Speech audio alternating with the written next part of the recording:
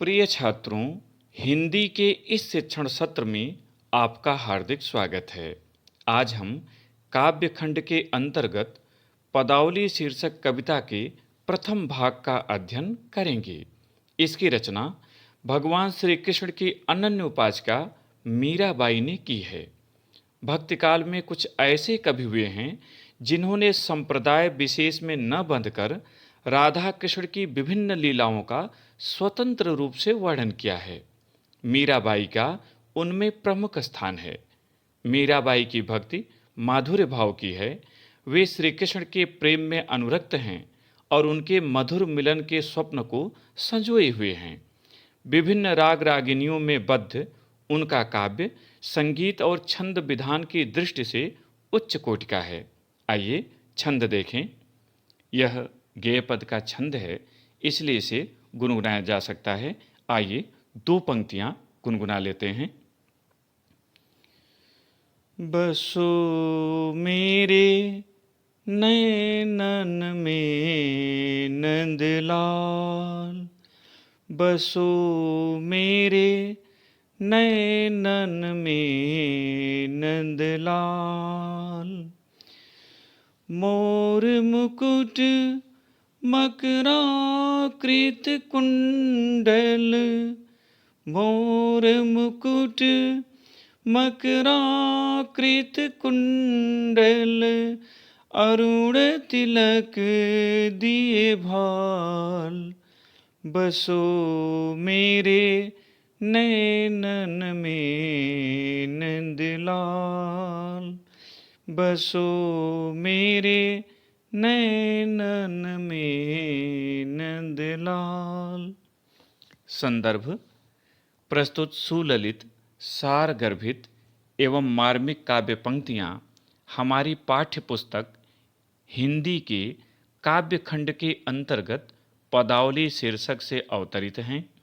इसकी रचना श्री कृष्ण की अनन्य उपासिका मीराबाई ने की है। यह उनके काव्य ग्रंथ मीरा सुधा सिंधु से संकलित है। प्रसंग: प्रस्तुत काव्य पंक्तियों में कवयित्री मीराबाई ने श्री कृष्ण की मोहनी मूर्ति का सजीव चित्र उकेरा है। वे भगवान श्री कृष्ण की मोहनी मूर्ति को अपने नेत्रों में बसाना चाहती हैं। कठिन शब्दों का अर्थ देखें। मकराकृत, मछली की आकृति वाले। कुंडल, कान का आभूषण।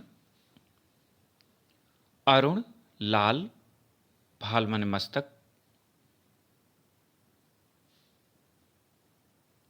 अधर सुधा, अधर माने होठ, सुधा माने अमृत। राजत, सुशोभित होना। बैजंती माल, बैजंती के पुष्पों की माला। बैजंती माने बैजंती और माल माने माला। क्षुद्र, क्षुद्र माने छोटी। कट, कट माने कमर। रसाल, रसाल माने रस से युक्त, मधुर। बछल, वत्सल।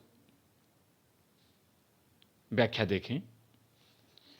कवित्री मीराबाई प्रभु श्री कृष्ण को संबोधित करते हुए कहती हैं कि हे प्रभु, आप मेरे नेत्रों में निवास कीजिए।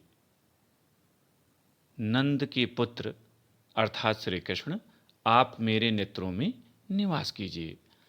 मोर मुकुट मकराकृत कुंडल, कवित्री कहती है कि आपके सिर पर मोर के पंखों से निर्मित मुकुट एवं कानों में मछली के आकार का कुंडल सुशोभित हो रहा है। अरुण तिलक दे भाल, आपके मस्तक पर लाल रंग का तिलक शोभायमान है। मोहन मूरत, आपकी मूर्ति मन को मोहने वाली है। सांवर सूरत, आपका श्याम वर्ण का शरीर अतीव सुशोभित हो रहा है। नैना बने विशाल, और आपके विशाल नेत्र, बड़े बड़े नेत्र मन को अच्छे लगने वाले हैं। अधर सुधारस मुरली राजत, कवित्री आगे कहती है कि अमृत रस से भरे आपके होठों पर मुरली शोभायमान हो रही है। उर वैजंतीमाल, और आपके हृदय पर वैजंती के पुष्पों की माला सुशोभित हो रही है।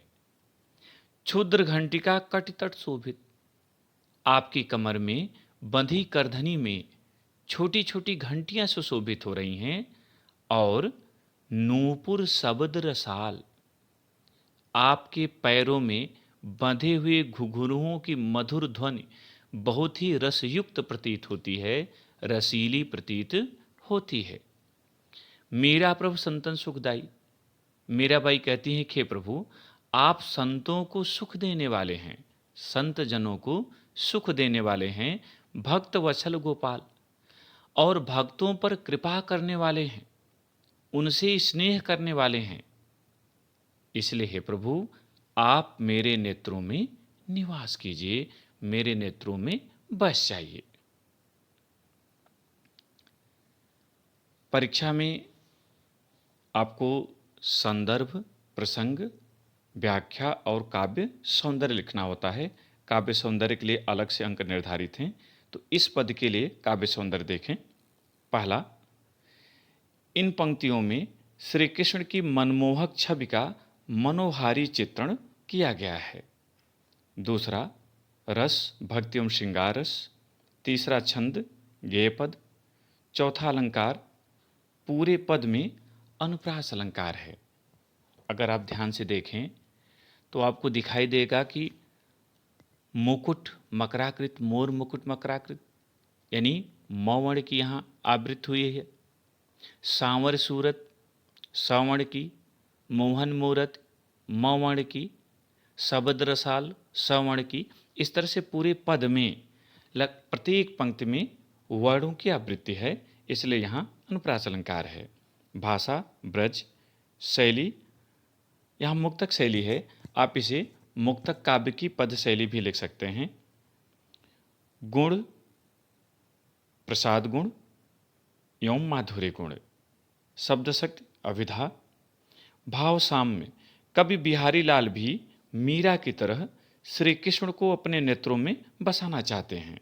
यथा, शीस मुकुट कटिकाछनी, कर मुरली उर्माल, इह बानक मो मन सदा, बसो बिहारी लाल। प्रिय छात्रों, मुझे उम्मीद है कि आपको इस पद का अर्थ समझ में आ गया होगा। इसके अर्थ को अपनी उत्तर पुस्तिका में लिखें और अभ्यास करें। बहुत बहुत धन्यवाद।